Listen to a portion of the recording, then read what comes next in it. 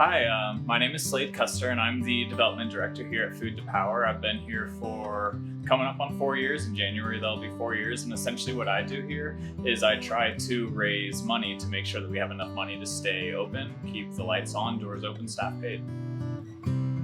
Yeah, so Food to Power, we are a grassroots nonprofit here in Colorado Springs, and our mission is to cultivate a healthy, equitable food system here in Colorado Springs.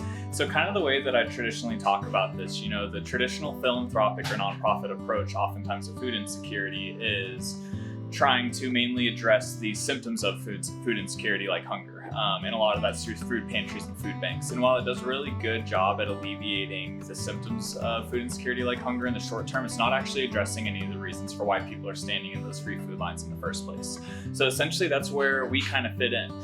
We have a whole bunch of different programming that encompasses the entire food cycle, everything from cultivating healthy, nutritious soil, putting seeds in the ground, growing crops, harvesting it, helping people access that food, but then even then taking the food scraps, composting it to return the nutrients back to the soil.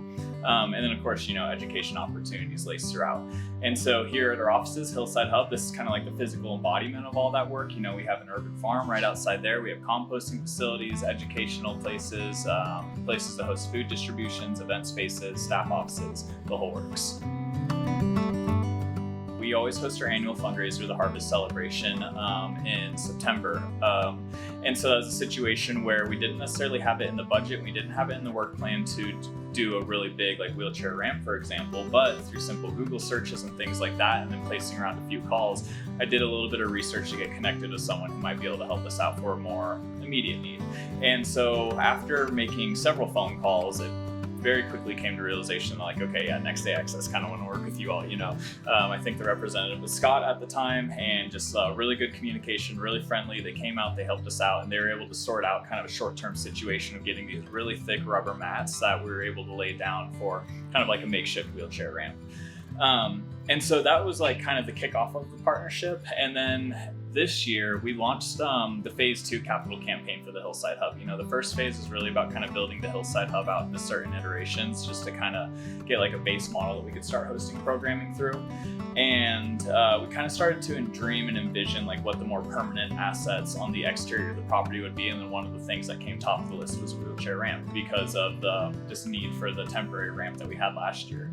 And so, yeah, just based off of how good of an experience it was to work with you all the first time, that kind of opened the door for having future conversations on the wheelchair ramp. And to say the least, it was just an incredible experience. I think one of the biggest things, is a lot of the wheelchair ramps, they were put on some flatter concrete, and they would have legs that would go up. And our situation wasn't really quite like that, because we had land that was excavated out to be able to put the ramp in. But still, despite it not necessarily being a copy and paste wheelchair ramp that was going in, you all were still really eager to work with us, really willing to work with us. And then the wheelchair ramp was able to be put in. It looks perfect. It's been used. It's just, yeah, it's been so good.